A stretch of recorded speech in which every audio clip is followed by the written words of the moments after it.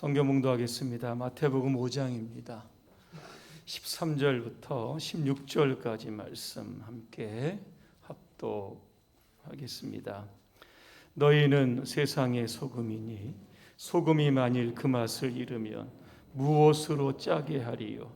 후에는 아무 쓸데없어 다만 밖에 버려져 사람에게 밟힐 뿐이니라.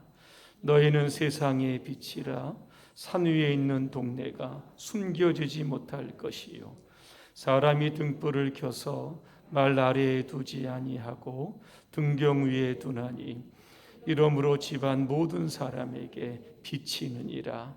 이같이 너희 빛이 사람 앞에 비치게 하여 그들로 너희 착한 행실을 보고 하늘에 계신 너희 아버지께 영광을 돌리게 하라. 아멘. 세상의 소금과 빛이 되는 성결교회라는 주제로 말씀을 드리겠습니다. 인사하겠습니다. 할렐루야. 아멘. 옆분과 인사하겠습니다. 당신은 성결교인입니다. 성결교회가 이제 116년차 총회를 지난 주에 마쳤습니다. 지난 과거에 우리 성결교회가 온 역사를 동영상으로 먼저 시청하도록 하겠습니다.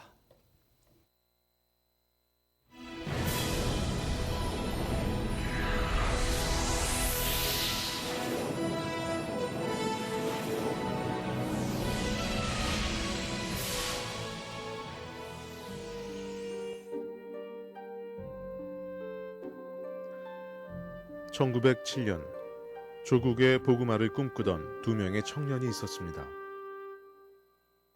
김상준과 정빈.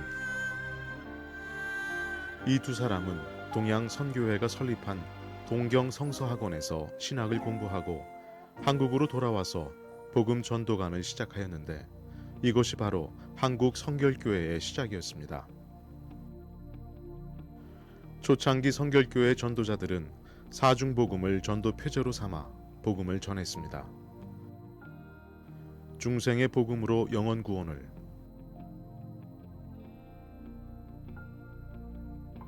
성결의 복음으로 새로운 삶을,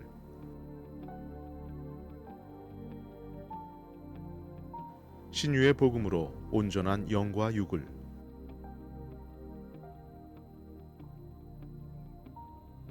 재림의 복음으로 소망의 삶을 전하고자 했던 이들은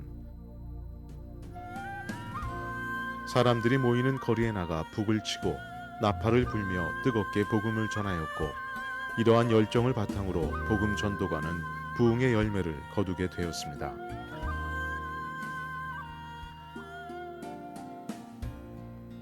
(1911년) 이 땅에 성결한 하나님의 사람을 더욱 많이 세우기 위하여 현 서울신학대학의 전신인 경성 성서학원이 설립되었습니다. 이 성서학원을 통해 양성된 사역자들은 성결의 복음을 더욱 힘써 전파하였고, 이들의 헌신적인 사역은 성결교회를 새롭게 하는 밑거름이 되었습니다. 1921년 9월 조선예수교 동양선교회 성결교회라는 명칭으로 조직을 정비한 성결교단은 1943년 일제에 의한 강제 해산과 1950년 한국전쟁이라는 큰 시련을 연이어 겪게 되었습니다. 이 어두움의 시기에 많은 교역자들과 교인들이 납북을 당하였고, 거룩하고 값진 순교의 피를 흘리기도 하였습니다.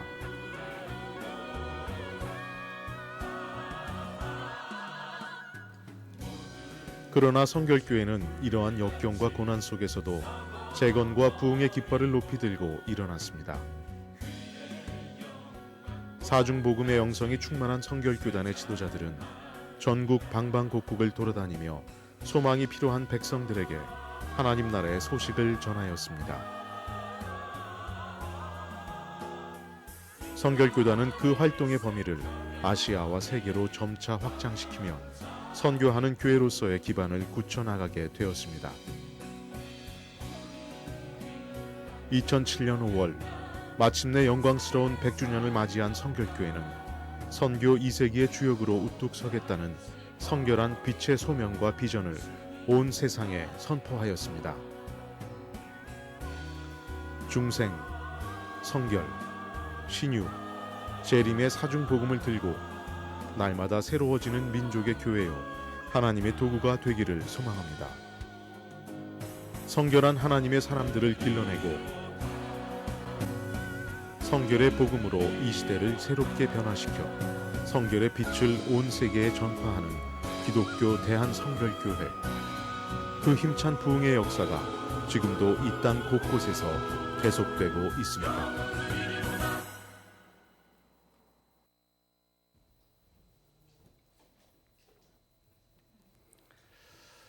이 성결교단은 김상준, 정비인 이 두 청년이 1905년에 일본에 있는 동양성교회 성서학원에 입학을 합니다. 2년 뒤에 귀국을 하게 되고 1907년입니다. 5월 30일에 서울 무교동 12번지에 이 복음 전도관을 세우게 됩니다. 이것이 바로 성결교회의 시작이었던 겁니다. 수많은 세월이 흘러서 지난 5월 24일에 제 116년 차 교단총회가 있었던 겁니다. 성결교회의 특징은 크게 세 가지로 볼 수 있습니다. 첫 번째로 성결교회는 전도하는 교회입니다. 이 초기 성결교회는 직접 전도의 방식으로 영혼을 구원하게 됩니다. 성결교회보다 20년 전에 먼저 들어왔던 이 장로교나 감리교는 학교, 병원 이런 것들을 통해서 간접 전도를 하게 되었습니다. 그런데 우리 성결교회는 김상준 정비인 매일 저녁 밤이 되면 한 사람은 장등을 들고 한 사람은 북을 치면서 거리로 나갑니다. 예수 믿고 구원 받으십시오.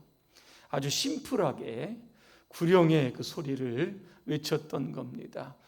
그 수많은 사람들이 따라오게 되면 전도관으로 들어가서 또다시 그들을 위해서 집회를 하게 되었던 겁니다. 워낙 성결교회의 전도 방식이 유난히도 특별했기 때문에 불신자들 뿐만 아니라 그 당시에 개신교인이면 장로교인, 감리교인들이 굿중패, 남사당패 이러한 취급을 했던 겁니다. 당시 대한매일신보는 이 복음 전도가의 전도를 이렇게 표현을 합니다. 그들은 도리를 전하는 교회가 아니라 화를 전하는 교회다. 그리고 김상준 정비를 향해서 종교계의 요물이다. 그렇게 비하를 했던 겁니다. 그럼에도 불구하고 매일 저녁마다 전도는 계속되었던 겁니다. 그래서 그 전도에 힘을 입어 지금의 기독교에 대한 성결가 이렇게 우뚝 서게 되었던 겁니다.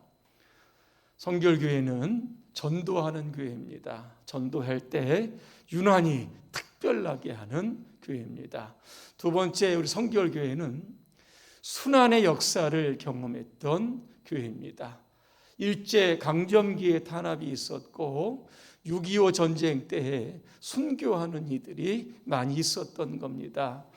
일본은 신사 참배를 불응한다라고 하는 이유와 사중복임의 재림의 교리가 일본에게 맞지 않는다라고 하는 그러한 이유를 들어서 성결교회를 탄압하게 됩니다. 특별히 김상준, 강시형, 김웅조 목사님은 3.1 운동에 가담을 했다가 일본에 체포가 되어 형무소에 수감이 되었고 수많은 고초를 당하기도 했던 겁니다. 1943년 5월에는 주일 예배가 강제로 중지하게 되었고 그해 12월 달에는 교단이 해산되는 그런 아픈 경험도 있었습니다.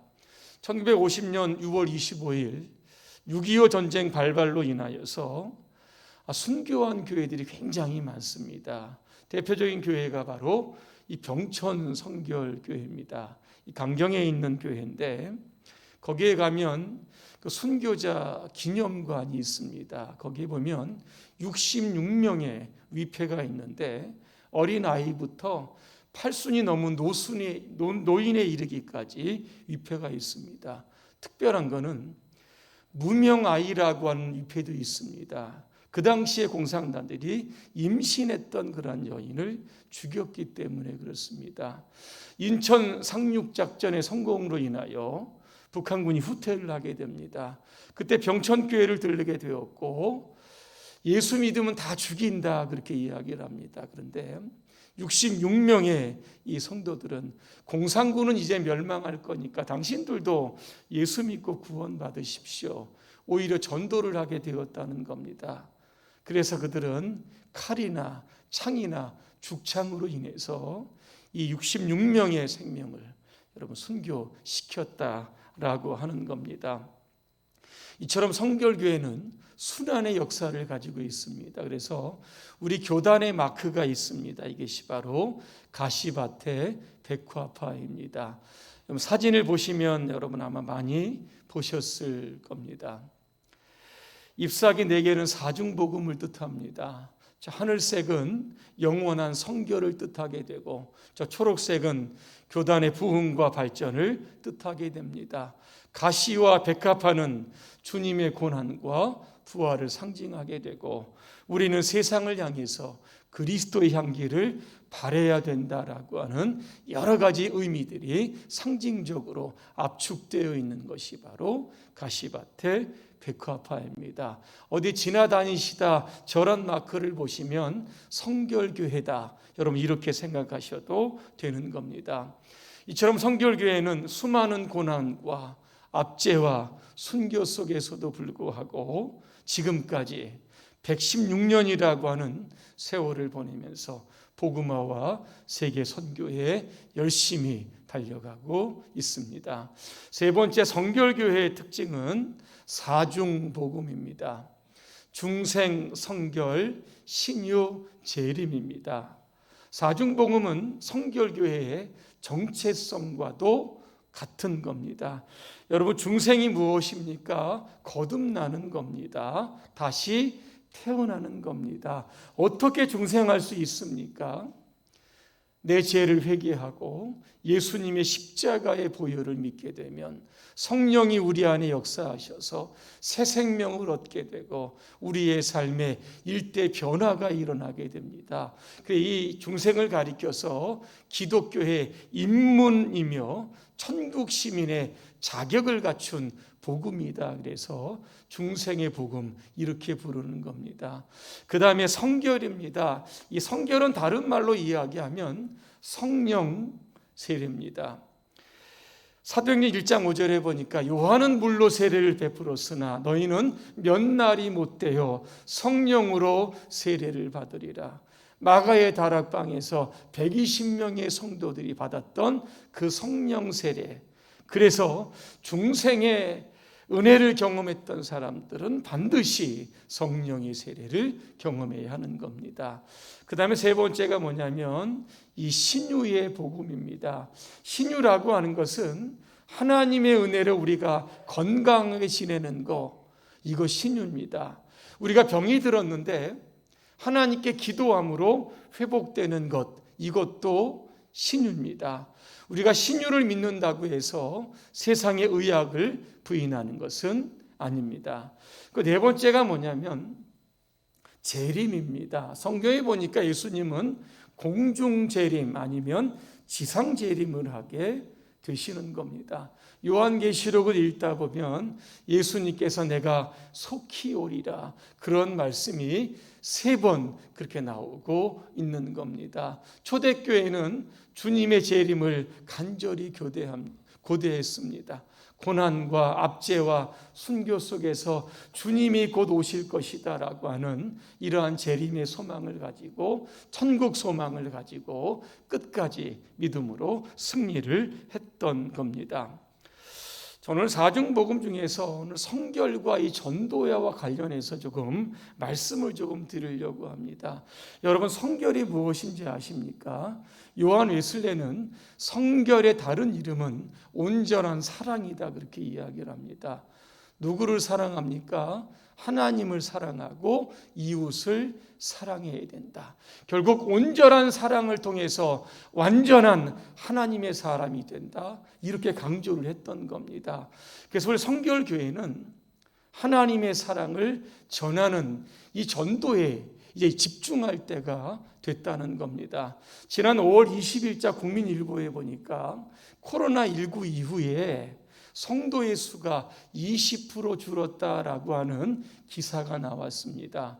우리 성결교단이 리얼미터에 의뢰해서 나온 결과입니다. 목사님 500분과 장로님 500분에게 물어본 이게 결과치라고 하는 겁니다. 그러니까 평균적으로 이야기하면 코로나 전에 100명이 나왔다라고 하면 코로나 이후에는 78.6명이 지금 교회에 출석하고 있다는 겁니다. 그렇다고 하면 코로나 이후에 성결교회가 가장 직면하고 있는 위기가 무엇인지를 또 물었습니다. 가장 한 68.8%가 이렇게 이야기를 합니다. 성도 간의 교제와 이 공동체성이 약화되었다. 그 다음에 모이는 예배 수가 감소했다. 전도 및 새신자 유입이 감소되었다. 교회 학교가 감소되었다. 이렇게 순위가 결정이 됩니다. 그러면 앞으로 우리가 어디에 집중할 것이냐? 성결교회 목사님들과 장로님들에게 물었습니다. 모이는 예배를 회복해야 된다. 성도의 교제와 공동체 의식을 강화해야 된다. 다음 세대를 교육해야 된다. 또 하나, 지역 친화적인 교회로 그 역할을 확대해야 된다. 이러한 답안이 나왔다는 겁니다.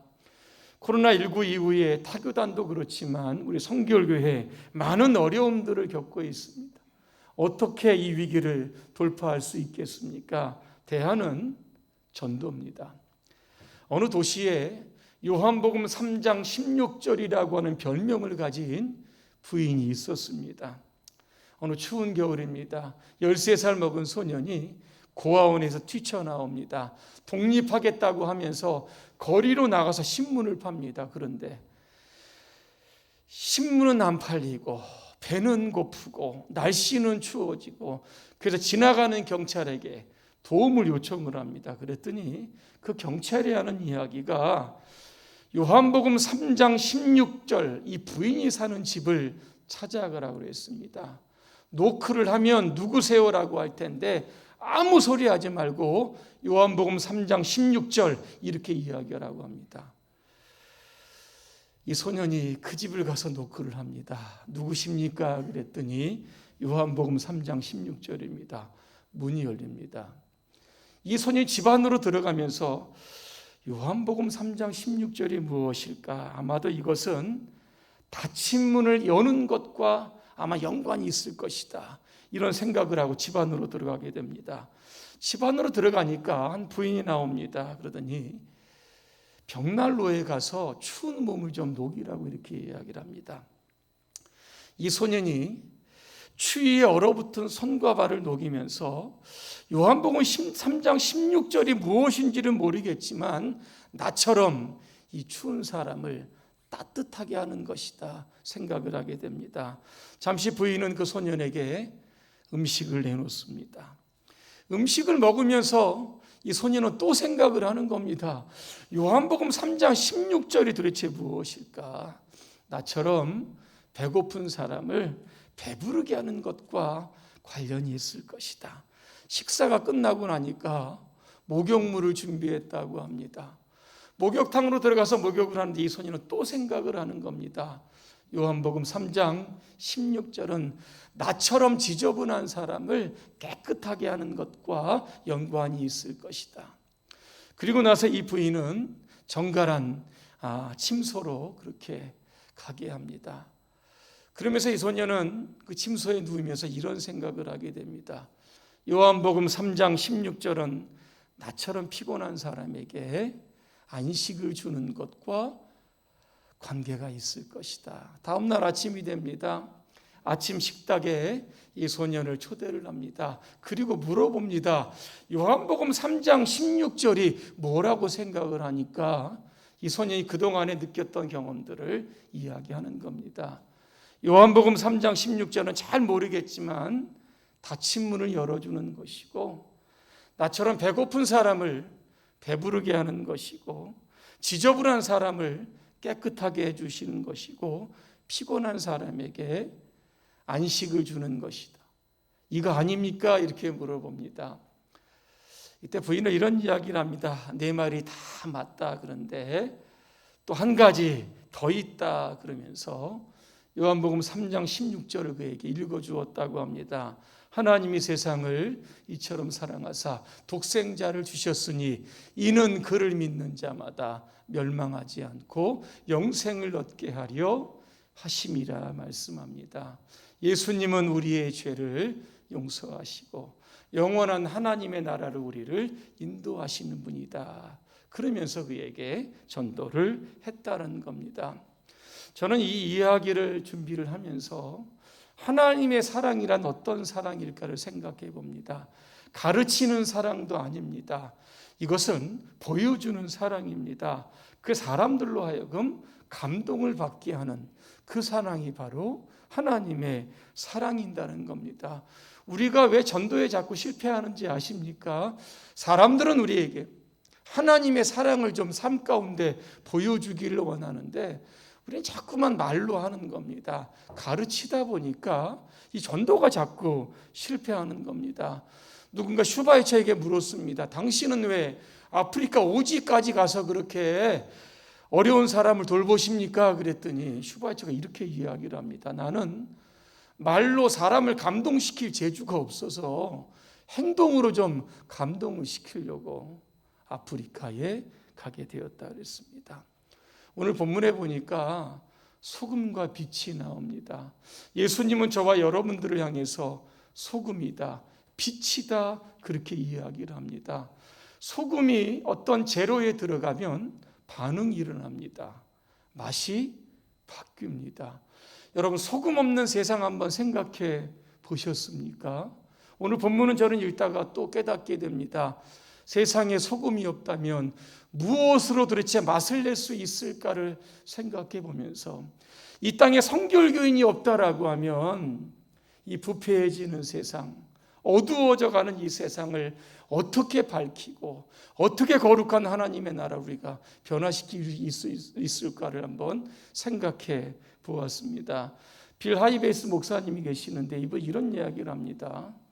우리가 소금이 된다라고 하는 것은 영적 갈증을 유발시키는 자로 세상에 사는 것이다 이렇게 이야기를 하고 있습니다.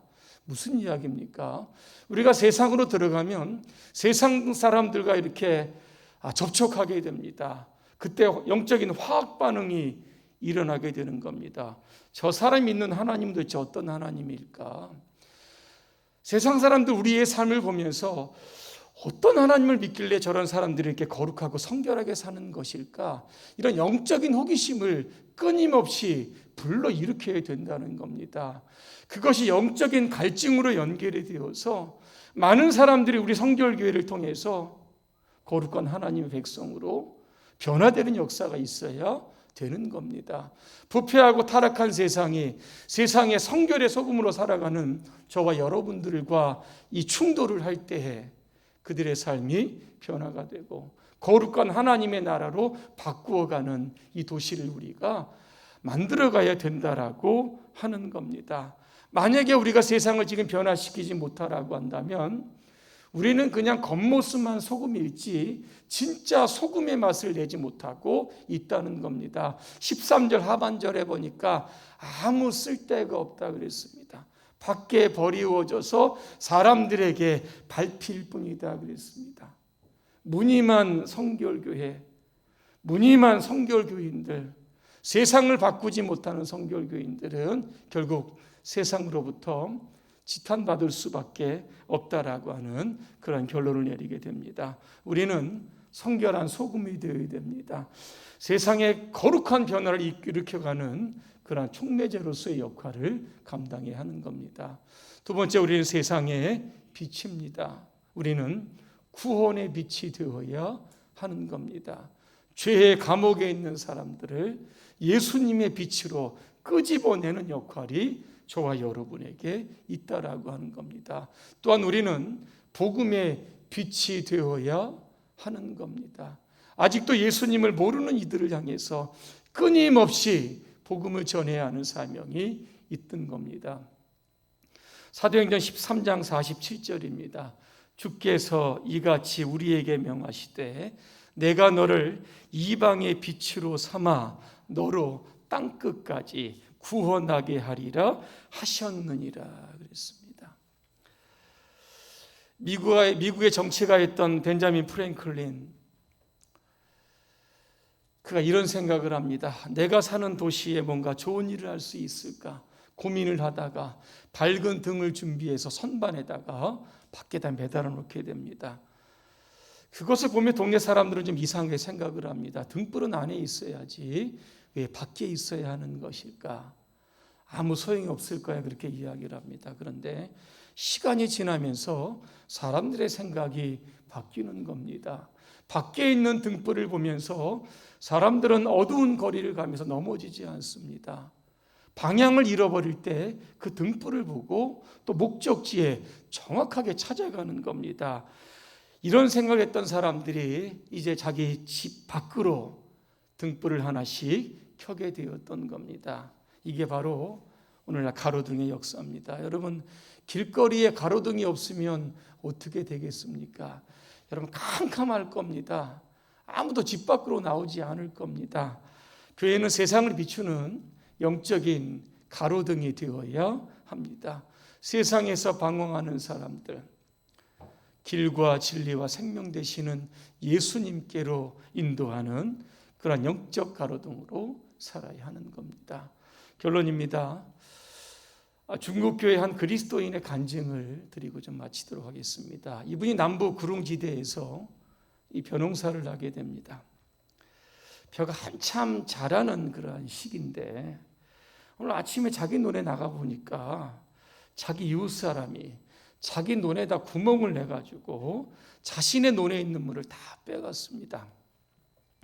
그는 원래대로 복귀를 했지만 자신의 논에 있는 물을 도둑질하는 일이 몇 차례 계속적으로 반복이 됩니다. 그래서 이분이 교회 목사님을 찾아갑니다. 옆집에 있는 사람이 제 논에 있는 물을 자꾸 도둑질을 하는데 제가 좀 싸워야 합니까? 어떻게 해야 합니까? 그랬더니 그 목사님 이런 이야기를 합니다. 당신은 아무 잘못이 없습니다. 형제가 항의를 해서 권리를 찾는 것 당연한 일입니다. 그러나 형제요, 형제는 주께서 우리가 올바른 일을 하는 것으로 만족하실 것이라고 생각하십니까? 주께서는 올바른 일보다는 더 위대한 일을 원하시는 것이 아니신지 한번 기도해 보십시오. 이렇게 이야기를 합니다. 밤새도록 기도하고 이 농부는 다음날 새벽에 자신의 논으로 갑니다. 그리고 자신의 논에 스스로 구멍을 냅니다. 당연히 자신의 논에 있는 물이 이웃의 논으로 흘러가게 됩니다. 그는 올바른 일을 하기보다 더 위대한 일을 선택했던 겁니다. 며칠 후에 이웃집 사람이 찾아왔습니다. 아니, 왜 당신은 스스로 내 논에 물을 대주었습니까? 이렇게 물어보니까 그가 이렇게 대답했다고 합니다. 나의 주인이 시켜서 그렇게 한 겁니다. 그때 이웃집 사람이 더 황당해하는 겁니다. 당신 이 논의 주인 아닙니까? 당신은 소장농입니까? 그러면 이 논의 주인은 누굽니까? 그렇게 물어보니까 이렇게 대답했다고 합니다. 이 논의 주인은 제가 맞습니다. 그러나 저에게는 예수님이 계십니다. 예수님은 나의 주인입니다. 그분이 시켜서 한 일입니다. 이야기를 듣고 얼마 뒤에 이웃집 사람은 예수 그리스도를 영접했다라고 하는 간증입니다. 이 간증의 끝에 이렇게 나옵니다. 지금은 내가 손해보는 것 같고 지금은 내가 바보처럼 인생을 사는 것 같지만 세상에 빛과 소금이 되어 나의 착한 행실로 말미암아 나의 이웃들이 하나님께 영광을 돌릴 수만 있다면 그 안에서 우리가 누리는 기쁨은 이 세상에 어디에도 없는 참된 기쁨이요 행복이다. 그렇게 이야기를 합니다. 성결교회 우리 교인들은 이제 성결한 소금 빛으로 이제는 살아야 되는 겁니다. 그래서 코로나19 이후에 한국 성결교회 위기를 극복하고 하나님이 주시는 그러한 부흥의 전기를 마련하게 될 수 있기를 주님의 이름으로 축원합니다. 기도하겠습니다. 은혜로우신 하나님, 우리가 성결의 소금이 되어 세상으로 하여금 영적인 갈증을 일으키게 하시고 우리가 성결의 빛이 되어 흑암 속에 죽어가는 영혼들을 예수님께로 인도하게 하여 주옵소서. 예수님의 이름으로 기도합니다. 아멘.